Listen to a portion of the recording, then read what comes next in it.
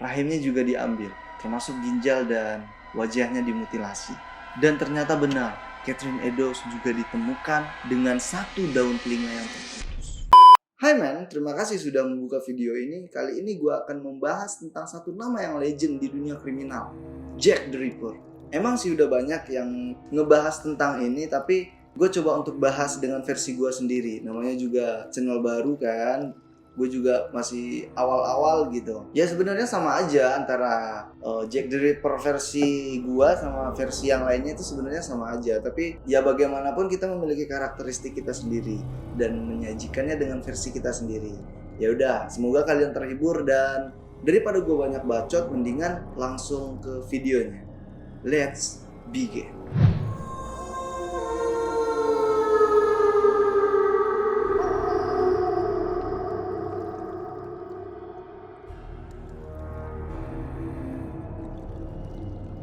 Di London pada tahun 1800-an banyak terjadi pembunuhan di Whitechapel, London. Banyak korban meninggal dunia di daerah ini nih.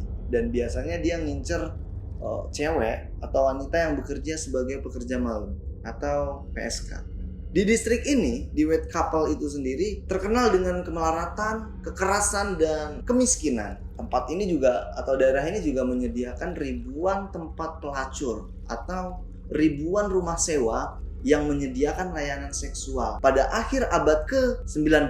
Pada saat itu kematian atau pembunuhan seorang wanita malam jarang dilaporkan di media ataupun ke polisi. Padahal begitu banyak wanita malam yang menjadi sasaran fisik yang terkadang mengakibatkan kematian. Jack the Ripper tidak hanya menghabisi nyawa korbannya, ia memutilasi dan mengeluarkan organ tubuh seperti ginjal dan rahim. Kejahatannya seolah menunjukkan dia sangat membenci seorang wanita. Entah kenapa itu. Apakah si Jack the Ripper ini gak punya ibu apa? Dia kan juga dilahirkan dari seorang wanita gitu. Dari sekian banyaknya pembunuhan di daerah Whitechapel, London, yang paling menonjol itu pada tahun 1888.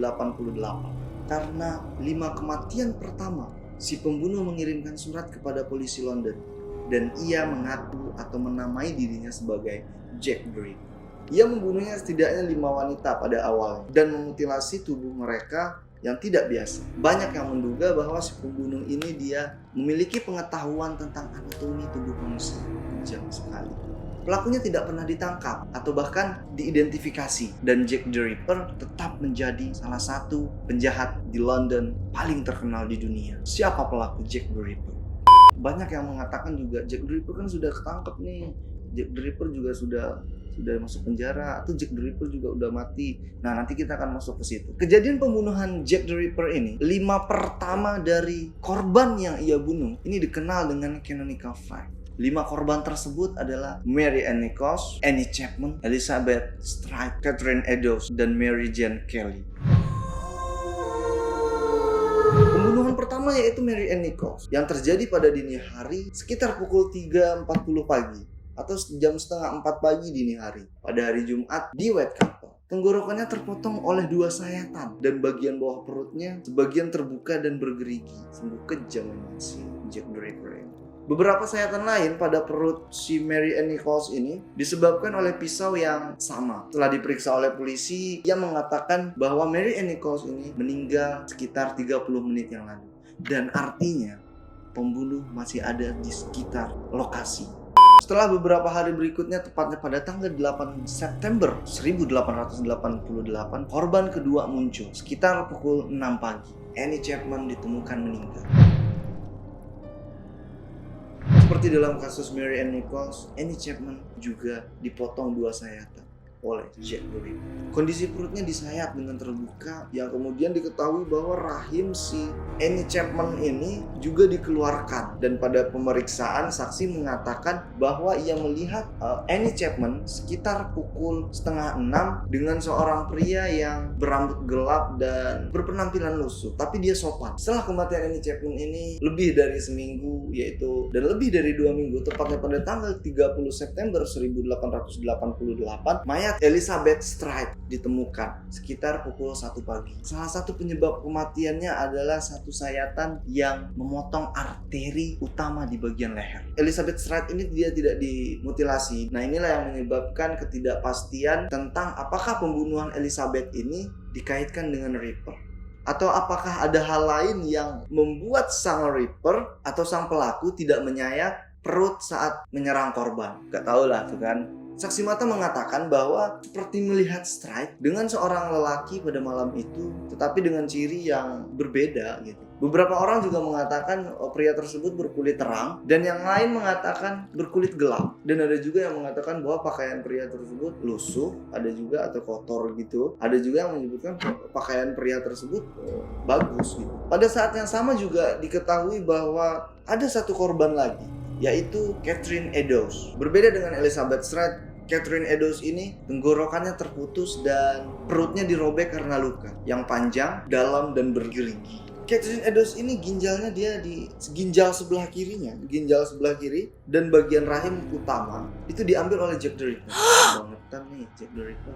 Seorang lelaki setempat dia mengatakan telah melihat pria berambut pirang berpenampilan lusuh dengan seorang wanita yang kemungkinan itu adalah Catherine Eddowes. Di hari yang sama telah muncul dua korban, dan kematian Elizabeth Stride dan Catherine Eddowes dikenal dengan double event. Pada tanggal 9 November jatuh lagi nih korban baru, yaitu Mary Jane Kelly. Mayat Mary Jane ini dia ditemukan tergeletak di kamarnya pada pukul 10.45, dan yang sadisnya tenggorokannya juga dipenggal hingga ke tulang belakang, dan perutnya hampir kosong dari organ-organ tubuhnya, termasuk jantung pun hilang. Dari kelima pembunuhan ini atau Canonical Five ini, polisi menyimpulkan bahwa Jack the Ripper membunuh korbannya pada dini hari dan di akhir pekan, dan sasarannya adalah wanita yang berprofesi sebagai pekerja malam atau PSK. Di samping itu, Jack the Ripper ini juga memiliki ciri khas nih bro dalam proses pembunuhannya, yaitu Jack the Ripper ini dia suka memutilasi orang, walaupun yang Elizabeth Stride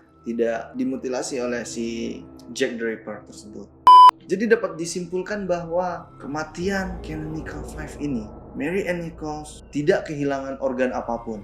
Annie Chapman rahimnya diambil, Catherine Eddowes rahimnya juga diambil, termasuk ginjal dan wajahnya dimutilasi. Dan korban kelima yaitu Mary Jane Kelly dihancurkan dan dirusak wajahnya. Meskipun yang hilang dari tubuh Mary Jane Kelly ini adalah jantungnya, tetapi wajahnya juga dirusak oleh si Jack the Ripper ini. Dan Elizabeth Stride dia tidak memutilasi, entah kenapa itu, saya juga nggak tahu. Selama periode pembunuhan Jack the Ripper, media, polisi, dan pejabat lainnya telah menerima surat yang dikirim oleh orang yang mengaku sebagai Jack the Ripper. Dari sekian banyak surat yang dikirim, ada 3 surat yang diduga itu benar-benar dikirim oleh si Jack the Ripper atau si pelaku pembunuhan tersebut. Meskipun awalnya dianggap sebagai lelucon, namun dalam surat itu penulis mengatakan akan memotong telinga korban berikutnya sebelum Catherine Eddowes meninggal. Dan ternyata benar, Catherine Eddowes juga ditemukan dengan 1 daun telinga yang terputus. Surat tersebut tidak menggunakan bahasa yang baik dan pengejaan yang baik juga, dan termasuk tidak rapi juga, yang bunyinya adalah seperti ini. Dear Boss Letter, atau bos yang terhormat, aku mendengar polisi telah menangkap aku, tetapi mereka belum yakin itu aku. Aku tertawa, mereka terlihat sangat pintar dan berpikir jika langkah mereka sudah benar. Lelucon tentang letter apron itu pas sekali. Aku bersama seorang pelacur, dan aku terus merobeknya sampai aku lelah. Itu pekerjaan hebatku yang terakhir. Aku memberi wanita itu waktu untuk menjerit. Bagaimana mereka bisa menangkapku sekarang? Aku suka pekerjaanku dan ingin melakukannya lagi. Kamu akan segera mendengar tentangku dan permainan kecilku yang lucu. Aku menyimpan benda merah yang pas di dalam botol bir jahe di pekerjaan terakhirku. Untuk kutulis, tapi jadi lengket seperti lem. Jadi aku tidak bisa menggunakannya. Tinta merah yang pas untukku. Hahaha. Pekerjaan selanjutnya yang aku lakukan akan memotong telinga wanita itu dan mengirimnya ke polisi hanya untuk bersenang-senang. Simpan kembali surat ini sampai aku melakukan lebih banyak pekerjaan. Kemudian memberikan langsung padamu. Pisauku sangat bagus dan tajam, dan aku ingin segera bekerja jika ada kesempatan. Semoga berhasil. Hormat saya, Jack the Ripper. Di samping itu, kantor berita pusat menerima kartu pos Saucy Jack. Gak tahu nih kartu pos Saucy Jack ini apaan ya. Cuman dia kayak menerima semacam surat nih kayaknya nih, yang diterima oleh kantor berita pusat.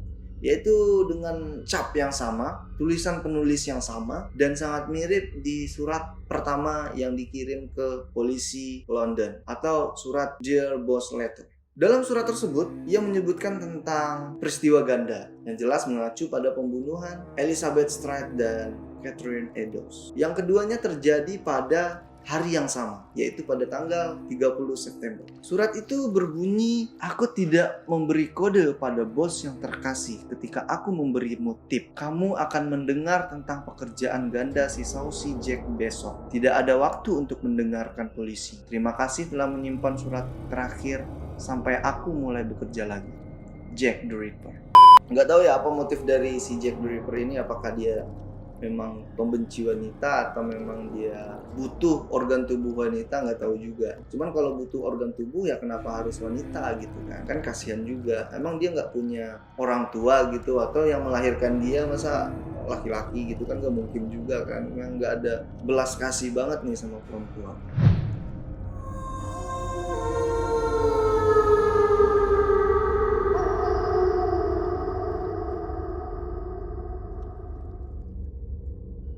Seiring berjalannya waktu, polisi telah melakukan wawancara lebih dari 8.000 orang. Orang apa bukan tuh? Lebih dari 300 tersangka dan menahan 95 lainnya. Akhirnya polisi London mengakui bahwa tidak akan pernah menangkap iblis yang satu ini. Memang iblis kok pak, beneran iblis tuh pak. Setelah 130 tahun dan berjam-jam mempelajari dan meneliti dengan seksama si Jack the Ripper atau si iblis tadi ini nih, dan kandidat ataupun tersangka yang terkuat, ada beberapa orang.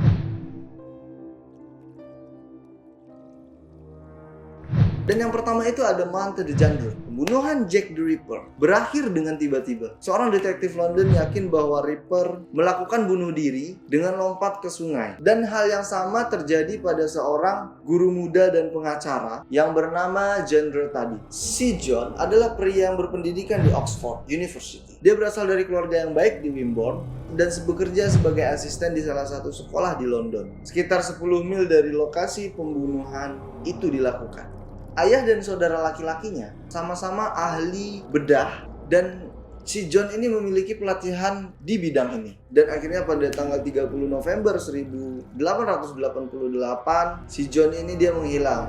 Nah 30 November ini dia sebenarnya dalam kasus pembunuhan Mary Jane Kelly. Dan gak tahu nih kenapa dia menghilang ya. Karena dia menghilang makanya dia diduga sebagai Jack the Ripper. Dan 1 bulan kemudian atau 4 minggu kemudian dia ditemukan meninggal pada tanggal 30 Desember 1888. Dan mayatnya ditemukan mengambang di sungai Thames. Tersangka berikutnya juga ada yang bernama Aaron Kamansky. Kamansky pertama kali diduga sebagai Jack the Ripper pada akhir tahun 1890-an oleh peneliti Martin Fido. Dia adalah seorang Yahudi dan bekerja sebagai tukang cukur di daerah Whitechapel selama periode Jack the Ripper meneror London Timur. Menurut sebuah laporan polisi, Kamansky memiliki kebencian terhadap wanita dan memiliki kecenderungan melakukan pembunuhan. Dia akhirnya dikirimi ke rumah sakit jiwa pada tahun 1890-an dan meninggal pada tahun 1919. Kamansky tetap menjadi tersangka karena dia memang berada di daerah itu pada saat kejadian dan usianya yang pas untuk menjadi pembunuh berantai. Tangkap aja pak, nggak apa-apa pak. Tersangka utama yang ketiga adalah Walter Sickert. Dalam buku Portrait of Killer, Jack the Ripper ini juga disebutkan bahwa dia adalah seorang pelukis dan seniman. Di bukunya tersebut ditemukan DNA yang menghubungkan antara Walter Sickert dengan Jack the Ripper. Meskipun ini pertama kalinya Sickert dituduh sebagai pembunuh, tapi ini bukan hal pertama yang ia lakukan dalam dunia kejahatan. Pada tahun 1975, Stephen Knight mengemukakan pendapatnya bahwa Sickert telah menjadi bagian dari konspirasi kerajaan yang melibatkan Freemason dan dokter pribadi Ratu Sir William Hood. Dikatakan bahwa Sicard ini melukiskan petunjuk tentang pembunuhan Ripper dalam lukisannya dengan menggunakan simbol dan tunjuk halus pada latar belakang lukisan. Beberapa lukisannya ini menggambarkan pembunuhan, dan dari sinilah beberapa ahli berpendapat bahwa ini sangat akurat dengan Jack the Ripper. Namun yang lainnya tetap tidak yakin. Statusnya yang dicurigai diperkuat oleh klaim bahwa dia impoten dan telah merusak kelamin. Beberapa ahli juga mengatakan bisa menjadi faktor pendorong kebrutalan seperti yang ditunjukkan Ripper kepada para korban.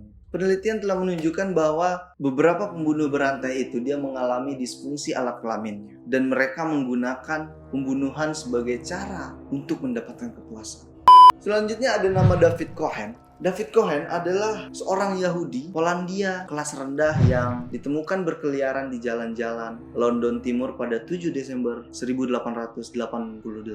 Merasa bahwa pria itu mungkin berbahaya bagi dirinya dan orang lain, polisi membawanya ke kantor polisi yang kemudian ia dibawa ke pengadilan, dan beberapa pertanyaan di pengadilan ia tidak dapat menjawabnya karena pihak yang berwenang tidak memiliki cara untuk mendapatkan nama pria itu. Akhirnya mereka membawa ke workhouse atau rumah kerja di mana ia terdaftar dengan nama David Cohen, dan ini rupanya nama yang digunakan untuk pria Yahudi yang tidak dikenal. Tidak lama setelah memasuki rumah kerja, ia menjadi kelam dan harus ditahan, dan akhirnya dipindahkan ke tempat yang lebih aman, yaitu ke unit Colney Hatch Asylum, dan ia mengakhiri hidupnya di tempat ini pada tahun 1889.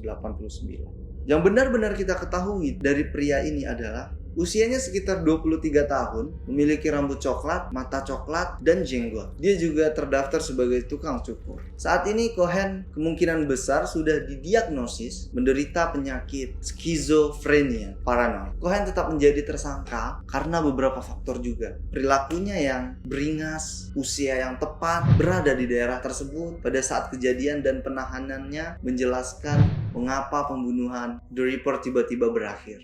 Dan tersangka utama yang terakhir adalah Thomas Catbus. Thomas Catbus dikatakan Jack the Ripper pertama kali oleh media cetak di daerah setempat pada tanggal 13 Februari 1894. Dia digambarkan sebagai anak manja dan tinggal bersama ibu dan bibinya di Kennington. Pada tanggal 5 Maret 1891, 3 tahun setelah pembunuhan Jack the Ripper dimulai dan lebih dari 2 minggu sejak pembunuhan korban Ripper yang terakhir, setelah diduga sebagai Jack the Ripper, Thomas Catbus melarikan diri dan bebas selama 3 hari dengan membawa pisau tajam. Dan pada akhirnya dia ditangkap kembali pada tanggal 9 Maret 1891. Kali ini dia dimasukkan ke Broadmoor, yaitu sebuah lembaga mental berkeamanan yang tinggi.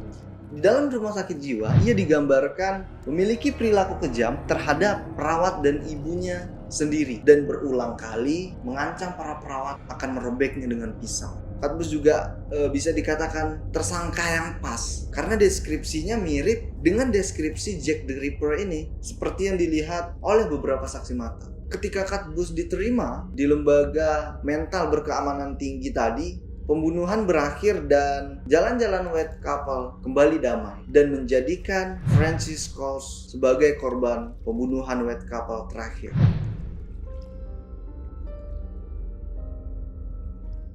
Pada tahun 2014 lalu, sebuah tes genetika dilakukan dengan peralatan canggih yang menyimpulkan bahwa Aaron Kamenskih, seorang tukang cukur yang berasal dari Polandia tadi, adalah pelaku tunggal dengan kepastian 99%. Ada bukti DNA baru yang ditemukan oleh 2 universitas Inggris tahun lalu. Mereka menemukan selendang yang diawetkan dan ditinggalkan di tempat kejadian perkara pada tahun 1888. Selendang itu milik korban Jack the Ripper, yaitu Catherine Eddowes. Setelah dilakukan pemeriksaan yang mendalam antara selendang tersebut oleh pihak kepolisian, maka dapat disimpulkan bahwa 99% tersangka yang paling kuat adalah Aaron Kamenskih. Akan tetapi, banyak peneliti atau para ahli DNA yang berpendapat bahwa hasil tes dari polisian tersebut tidak akan menentukan siapa pelakunya, karena pengujian tersebut justru akan bias dan membawa petunjuk pada ribuan laki-laki di London di sekitar tempat kejadian perkara. Nah, oleh karena itu banyak yang mengatakan bahwa Aaron Kamenskih ini adalah bukan pelaku dari Jack the Ripper. Tapi ada juga yang mengatakan Jack the Ripper itu adalah Aaron Kamenskih. Dan sampai saat ini, keraguan-keraguan tersebut yang membuat Jack the Ripper itu misterius. Dan sampai saat ini, Jack the Ripper masih misterius. Terima kasih, gue Rego Dwi Putra, dan see you next time. Bye!